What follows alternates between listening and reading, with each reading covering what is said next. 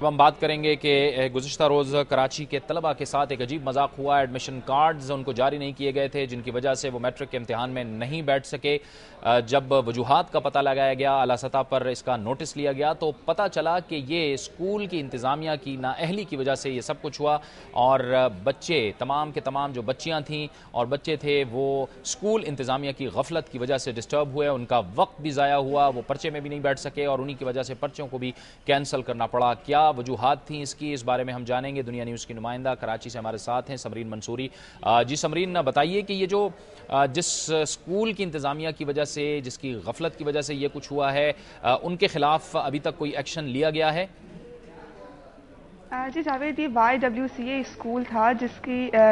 میں اسکول کی انتظامیہ کی جانب سے بچوں سے فارمز تو 2 مہینے قبل ہی لے لیے گئے تھے، ان سے فیسیں بھی وصول کر لی گئی تھی، لیکن فارم جمع کروانے کی جو ذمہ داری تھی وہ جس شخص کے سپرد کی گئی تھی، اس نے تھوڑا سا اس فارم جمع کروانے میں اپنی سستی اور کاہلی دکھائی۔ اس کے علاوہ انہوں نے پیسوں کے معاملے میں بھی گھپلا کیا، انہوں نے صرف 9 کے ہی فارم جمع کروا دیے، لیکن جو میٹرک کے طالبات تھیں ان کے فارم جمع نہیں کروائے، جس کی وجہ سے کل رات جو ہے وہ طالبات نے مظاہرہ کیا، اور ان کے مظاہرے کے بعد گورنر سندھ نے اس کا ایکشن لیتے ہوئے اسکول کے خلاف جو کارروائی ہے وہ کرنے کا احکامات بھی جاری کیے ہیں۔ اس کے علاوہ جو امتحانات ہیں ان کو بھی 2 دن کے لیے ملتوی کر دیا۔ اسکول کے خلاف کارروائی کے لیے ابھی تک پرائیویٹ اسکولز مینجمنٹ کی جانب سے کوئی ایسا اعلان تو سامنے نہیں آیا ہے، لیکن جو گزشتہ روز جب یہ بات سامنے آئی کہ اسکول کا ایک اہلکار جو ہے وہ اس سارے معاملے میں ملوث ہے، تو اس کو کل ہی گرفتار کر لیا گیا تھا۔ جی بہت بہت شکریہ سمرین منصوری۔ ہمیں بتا رہی تھیں کہ گزشتہ رات جو واقعہ ہوا تھا کہ سینکڑوں طلباء تھے ایڈمیشن کارڈ سے محروم رہ گئے تھے، جن کی وجہ سے پرچے کو بھی کینسل کرنا پڑا، اور اب جو بتایا گیا ہے کہ ایک جو اسکول تھا انہوں نے یہ سب کچھ کیا، ان کی انتظامیہ کی غفلت کی وجہ سے یہ سب کچھ ہوا، اور انتظامیہ کی غفلت کی وجہ سے نہ تو فارمز وقت پر جمع کرائے گئے، نہ تو ان کے پیسے، ان سے جو پیسے لیے گئے تھے وہ پیسے دیے گئے۔ اس کے ساتھ ساتھ یہ بھی کہا گیا ہے کہ بورڈ انتظامیہ، کراچی کی بورڈ انتظامیہ اور محکمہ تعلیم نے ایسے پرائیویٹ اسکولوں کی رپورٹ طلب کر لی ہے جنہوں نے 3 ماہ کی فیسیں ان کو پہلے بہانہ بنایا، اور اس کی وجہ سے ایڈمیشن کارڈ انہوں نے بچوں کے روک رکھے تھے۔ بچوں نے آج گزشتہ رات شدید احتجاج کیا کہ انہیں ایڈمیشن کارڈز نہیں دیے گئے۔ آج جو ان کا پرچہ ہونے والا تھا وہ پرچہ بھی ان کا متاثر ہوا، جس کی وجہ سے ان کا قیمتی وقت بھی ضائع ہو گیا۔ اور اب ہم بات کریں گے کہ کل سے سندھ اسمبلی کا اجلاس شروع ہونے والا ہے، اور اب اطلاعات آ رہی ہیں کہ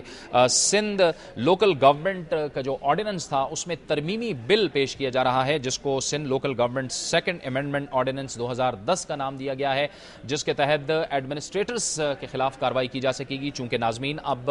سسٹم کا حصہ نہیں رہے، ناظمین اب اپنی سیٹوں پر موجود نہیں ہیں، ان کی جگہ ایڈمنسٹریٹرز موجود ہیں، لہٰذا اب جو سندھ لوکل گورنمنٹ آرڈیننس تھا اس کے تحت سندھ کی جو حکومت تھی وہ ناظمین کے خلاف کوئی کارروائی نہیں کر سکتی۔ اب چونکہ ایڈمنسٹریٹرز تعینات ہو چکے ہیں، لہٰذا اس سے متعلق ایک ترمیمی بل پیش کیا جا رہا ہے کل۔ اس بارے میں ہم مزید جانیں گے دنیا نیوز کے نمائندے رفیق بھٹو سے۔ جی رفیق، بتائیے کہ یہ جو Sindh local government second amendment ordinance ہے 2010، اس کے چیدہ چیدہ نکات کیا ہیں؟ جی جاوید، یہ میں بتاتا چلوں کہ یہ بل کل سندھ اسمبلی میں صوبائی وزیر قانون وہ پارلیمانی امور ایاز سمرو پیش کریں گے، اور اس کے جو نکات ہیں اس میں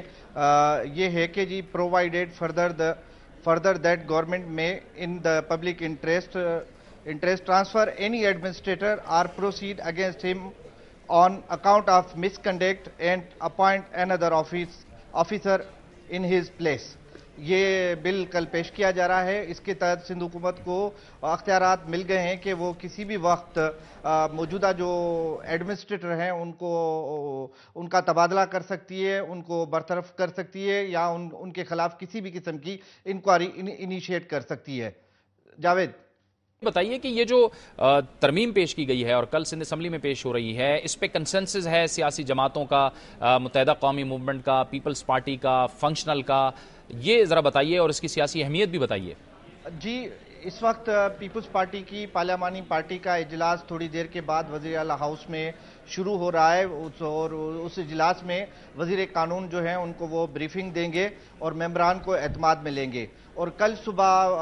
قائد حزب اختلاف کے چیمبر میں سندھ اسمبلی میں اپوزیشن کے اراکین کا اجلاس ہوگا، جس میں بھی ایاز سمرو ان کے پاس جائیں گے اور اس بل کے متعلق انہیں اعتماد میں لیں گے۔ متحدہ قومی موومنٹ کے ساتھ ان کے کیونکہ اب رابطے تھوڑے سے کم ہو گئے ہیں اور ہو سکتا ہے کہ کل حکومت متحدہ کو بھی اس بل کے بارے میں اعتماد میں لے۔ اچھا، یہ سندھ اسمبلی کی جانب سے رفیق 7 بل بھیجے گئے تھے گورنر ہاؤس، جس میں سے 3 کی تو توثیق کر دی گئی لیکن 4 کی توثیق نہیں ہوئی، اطلاعات آ رہی ہیں، کیا وجہ ہے کہ اس 4 کی توثیق کیوں نہیں کی گئی؟ جاوید، اس پہ پیپلز پارٹی کو بہت بڑے تحفظات ہیں اور انہوں نے کل گورنر صاحب سے اس بارے میں شکوہ بھی کیا ہے کہ آپ نے ہمارے علاقوں کے جو 4 بل تھے، جس میں Shaheed Benazir Bhutto university for women Nawab Shah, Shaheed Benazir Bhutto university of medical sciences Nawab Shah, Sindh vocational technical training authority اور کرمنل پراسیکیوشن ونگ، یہ 4 بل اسمبلیوں نے اتفاق رائے سے منظور کیے تھے اور متحدہ کے متحدہ کے پارلیمانی گروپ نے بھی ان بلوں کی منظوری دی تھی اور حکومت کی حمایت کی تھی، تاہم اس پر پیپلز پارٹی تھوڑی سی ناخوش نظر آ رہی ہے۔